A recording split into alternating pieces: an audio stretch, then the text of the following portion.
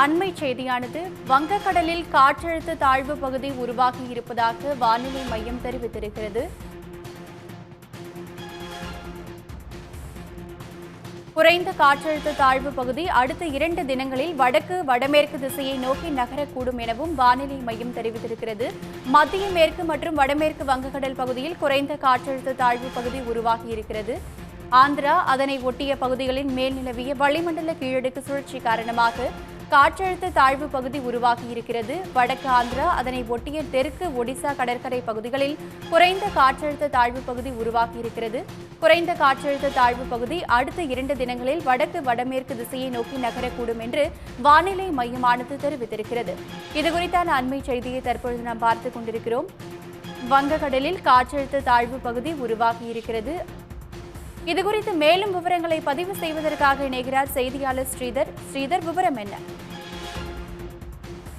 நேற்று ஆந்திரா மற்றும் அதனை ஒட்டிய பகுதிகளின் மேல் நிலவி வந்த வளிமண்டல கீழடுக்கு சுழற்சி காரணமாக வங்கக்கடலில் தற்போது குறைந்த காற்றழுத்த தாழ்வு பகுதி உருவாகி இருப்பதாக இந்திய வானிலை ஆய்வு மையம் அறிவிப்பை வெளியிட்டிருக்கிறது.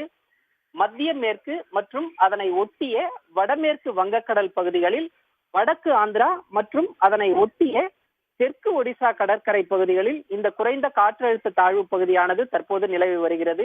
குறைந்த காற்றழுத்த தாழ்வு பகுதி அடுத்த 2 தினங்களில் வடக்கு வடமேற்கு திசையை நோக்கி நகரக்கூடும் என்ற ஒரு தகவலையும் இந்திய வானிலை ஆய்வு மையம் தெரிவித்துள்ளது.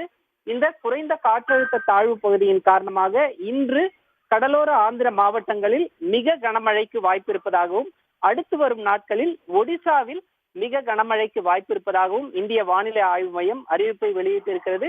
தமிழ்நாட்டை பொறுத்தவரை இந்த குறைந்த காற்றழுத்த தாழ்வு பகுதி பெரிய தாக்கத்தை ஏற்படுத்தாது எனவும் அடுத்த 7 நாட்களுக்கு தமிழ்நாட்டில் இன்று முதல் அடுத்த 7 நாட்களுக்கு லேசானது முதல் மிதமான மழைக்கே வாய்ப்பு இருப்பதாகவும் வானிலை ஆய்வு மையம் தெரிவித்துள்ளது. ஸ்ரீதர், உங்கள் கூடுதல் தகவல்களுக்கு நன்றி. உடனுக்குடன் செய்திகளை தெரிந்து கொள்ள சன் நியூஸ் பெல் ஐகானை கிளிக் பண்ணுங்க.